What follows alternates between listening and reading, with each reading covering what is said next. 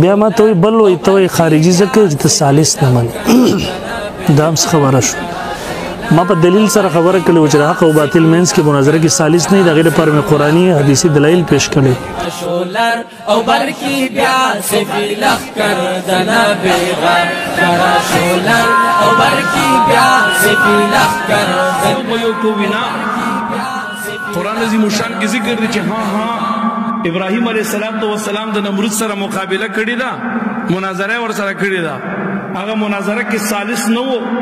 کده ته چې ثالث په منځ تراول یو به ثالث کې نو دی وی ها ابراهیم علیہ السلام د نمرود سره مناظره کړې ده هغه مناظره کې ثالث نه وو نو دا قرآن خلاف ده نو زه ول جواب ترکی ورکوم زه ورته ها ابراهیم علیہ السلام د نمرود سره مقابله کړې او هغه د کبډای د پرځان سره لخر نو بوتلې ابراهیم علیہ السلام تنی تنها د نمرود مقابله ته وروته کته ځان ته وارث د انبیو وي وارث د ابراهیم علیہ السلام وي نو راځه سنت ابراهیمی ژوندۍ کته نی تنها راشه مقابله ته ودرېګا ته خو موږ ته برحق په پناه کوي مشرکان وي نو زوی مچ ابراهیم علیہ السلام د مشرک مقابله ته تنی تنها وروته اوس په پتو لګي چې ته د ابراهیم علیہ السلام وارثي او کته د نمرود وارث ته خو بغیر د لخر نه چرته زیم نه او بغیر د لخر نه مناظره نه کی نو زه درته ویم چې ها زما جواب هم د قرآن نه اور ابراهیم علیہ السلام د مناظرې د پاره د نمرود مقابله ته تنی تنها وروته بغیر د ثالث ورغلو راځه تنی تنها راشه پته بدیو لګي دی وینا یوازې په یوازې مناظره نه کیږي نو زه درته ویم ولی نه کیږي چې کیږي بالکل کیږي دا خو نه قرآن لیکلی نه حدیث چې یوازې په یوازې مناظره نه کیږي او شپږ کسان وو کسان به بوزي یوازې په یوازې مناظره کیږي یار ولی نه کیږي ته به وایې چې څنګه زه درته مثال د خبره در کوم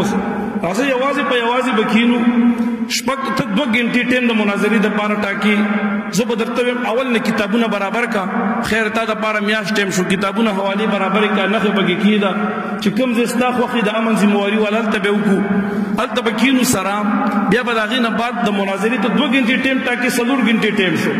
3 غنټې خیر دې تاسو معاون کتاب راخري نن کتاب په خپل راواله د احقاق د حق د پارزان لکستړې کا راځه 2 غنټو په دې 3 غنټو ته خبره لاړ شي خدا خبره بل د سپینو کو او دا داو معلومه کو دا خبره به حق بظاهر کو چې حق د کم جانب طرف لري تو خو دې کسانو نه بغیر زداوي مچ د قیامت سبب داخل شي خدا سړی به د شپږو کسانو نه بغیر مناظرې ته تیار نشي یاد ساتي دا سړی به بالکل تیار نشي مناظرې ته کستا احقاق د حق مطلب وي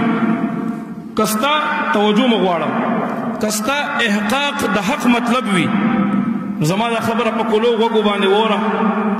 بیا راځه یو په یو بسره کینو ابراهیم علیہ السلام د نمرود مقابله ته یو په یو ورته خو افسوس چې د دې سړي احقاق د حق مطلب نه دی بلکې د په وطن عزیز پاکستان کې قسم دې د شر او فساد نه بغیر